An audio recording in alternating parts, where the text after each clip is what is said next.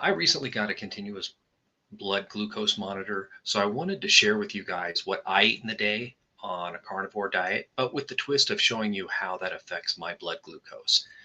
So this is going to be the first in a series of videos where I show you how the various foods affect me. And I know my body is going to have a different reaction than your body.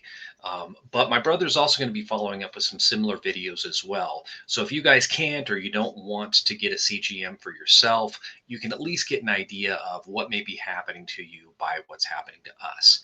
So without further ado, I'm going to go ahead and jump in here and share. All right, guys. So this is my chart here. And again, this is my very first day using this. Um, I'd like to start out by saying, so my wife and I, we frequently actually fast at least one day a week for about 36 hours. Monday's typically our day. So we actually started this, we applied this thing on a Tuesday morning.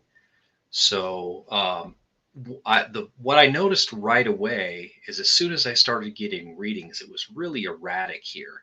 But this was in a fasted state for me, so I kind of just wrote it off to it being that.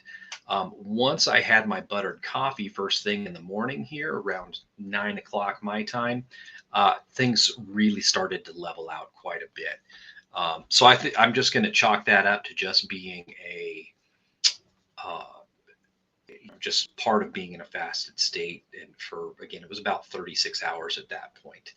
Now, for those of you who haven't looked into this at all, the normal range for blood glucose for a non-diabetic, they say, is somewhere between 70 and 140. So that's what this bottom line here is, the 70 mark. And this yellow line close to the top is the 140. So you want to stay within that. As far as all the individual fluctuations, so that's pretty typical from what I understand, but we're going to go through this and learn about it together. So as I said, I pretty much stayed right within everything. And yesterday was a pretty boring, pretty strict carnivore day. As I go through the week, I'm going to give you guys some additional, like I might mix in some milk or something that might be a little bit on the outside. And maybe throw in a cheat there somewhere, just because I'm curious myself what stepping outside of carnivore is going to do to my blood sugar. So again, right here about 9 o'clock, I did have some buttered coffee, and then I noticed my blood sugar kind of stabilized in this high 80s, low 90s range. And then that's when I really had my first meal, just at about 12:30. That consisted of 4 eggs and 4 bacon. Actually, kind of a smaller meal, but just coming off of a fast, I actually wasn't that hungry.